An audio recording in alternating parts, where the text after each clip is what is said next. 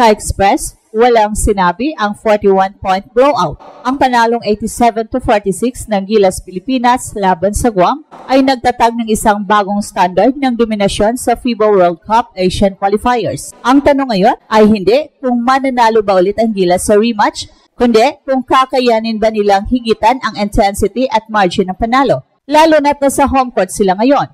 Ang performance na ito ay nagbigay ng malinaw na mensahe sa buong Asia. Ang Gilas, kahit wala ang kanyang cornerstone na si Kai, ay nananatiling pwersang dapat katakutan. Ang anchor ng dominance na ito ay ang unprecedented na pag-akyat ng frontline ng bansa, ang tinatawag na Triple Towers, na siyang nagpaluhod sa Guam.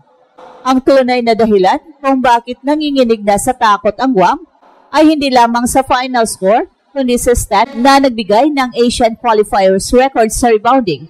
Pumalo ng 61 total rebounds ang Gilas, isang numero na nagpapakita ng sheer physical dominance sa paint.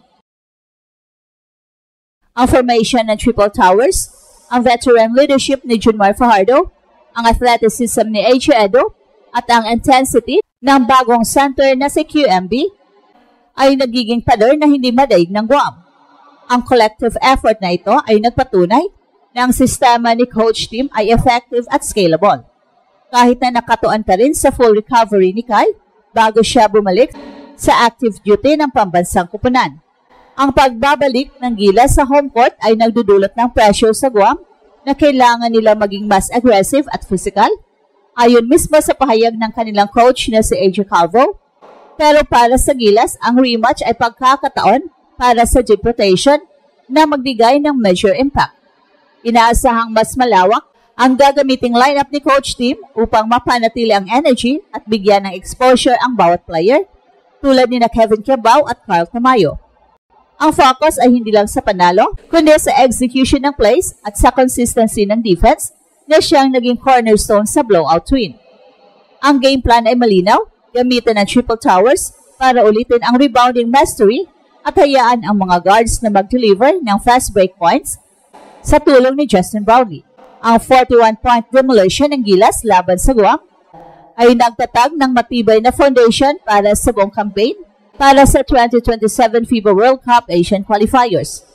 Ang tournament overview ay nagpapakita na ang panalo ay hindi aksidente, kundi resulta ng meticulous game plan ni Coach Tim na sumentro sa discipline at team effort, isang hallmark ng kanyang coaching philosophy. Sa kabila ng pagkawala ng star center na si Kai dahil sa kanyang ACL recovery, ang team ay nag-adjust at nagpakita ng superb execution, lalo na matapos ang tight na first quarter na nagtapos sa 17-all tie. Ito ang crucial point kung saan ipinakita ng Gilas ang kanilang championship character. Ang turning point ng laro ay nag-umpisa sa second quarter kung saan ipinakita ng Gilas ang kanilang offensive firepower at defensive intensity. Pinangunahan ito ni Justin Brownlee na nagtapos ng game-high 22 points, kung saan 17 sa mga ito ay na-score niya sa first half, na siyang nagtakda ng pace ng laro. Ang scoring barrage ni JB, kasama ang offensive thrust ng young gun na si Kevin Cabao, ay nabigay ng caution sa Gilas na nagbigay ng comfort zone sa locker room, bit-bit ang 40-29 halftime lead. Hindi lang individual brilliance ang nangyari dito, kundi ang effectiveness ng sistema na nagbibigay ng open looks at scoring opportunities sa mga key players. Ang pag-outscore sa Guam ng 23-12 sa second quarter ay definitive at nagpakita kung paano sinimulan ng Gilas na stifle ang offensive flow ng kalaban. At bukod sa offensive explosion ni Justin Brownlee at Kevin Cabao, ang player status ng buong roster ay positive. Lahat ng 12 players na naglag ng minutes ay nag-ambag sa scoring na nagpapatunay ng depth at balance attack ng Gilas. Si Dwight Ramos na isa sa mga mainstay ng lineup ay nagdagdag ng 10 points at 6 na rebounds na nagpapatibay sa guard rotation. Ang offensive production na ito ay critical, lalo na't ang main defensive assignment ng Gilas ay pigilan si Jericho Cruz ng Guam na bumira ng 13 points sa first quarter lamang. Ang ability ng Gilas na ilimit si Cruz sa second half ay testament ng disciplined defense na inilatag ni Coach Tim sa pamumuno ni Scottie Thompson at Sergio Perez. Ang panalong ito ay naglagay sa Gilas bilang joint top sa Group A kasama ang Australia, na nagbigay ng malaking momentum para sa upcoming schedule ng rematch.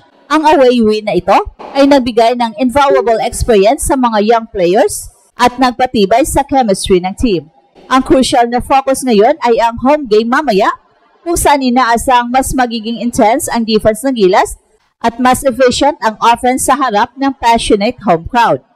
Ang goal ay hindi lang manalo, kundi i-replicate ang dominating performance para makakuha ng 2-0 sweep sa first window ng qualifiers. Ang 41-point blowout ng Gilas ay hindi lamang proof ng offensive prowess, kundi isang masterclass sa strategic implication ng frontline rotation. Ang Guam ay hindi nanginginig sa final score, kundi sa triple towers na muling hahasi. Ang tandem ni Junmar Fajardo, AJ Edo at QMB na nagdulot ng record-breaking performance sa rebounding.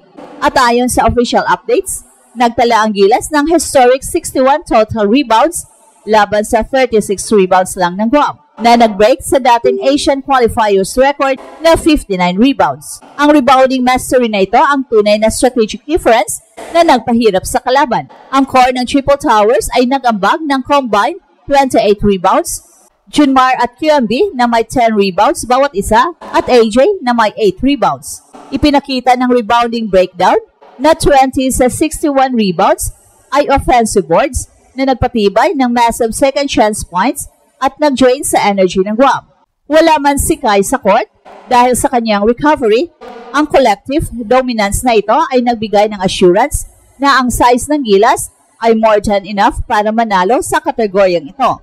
Ang Triple Towers ay nagbigay ng flexibility sa defense and it allows coach team na i-maximize ang spacing sa offense, lalo na sa post-up plays ng Junmar at ang roll game ni na AJ at QMB. Ang coaching scheme para sa rematch ay inaasahang mag-focus sa consistency ng defensive intensity at rebounding effort. Si coach team mismo ang nag-emphasize na ang panalo ay hindi dapat maging rason para maging complacent. Sa katunayan, predicted niya na ang Guam ay babalik ng incredibly motivated, lalo na't handa na silang i-address ang kanilang lack of physicality na naging sanhe ng pagkatalo sa boards. Ang counter strategy ng Gilas ay panatilihin ang aggressive pace at i-run ang floor sa tuwing successful ang defensive stop ng Triple Towers.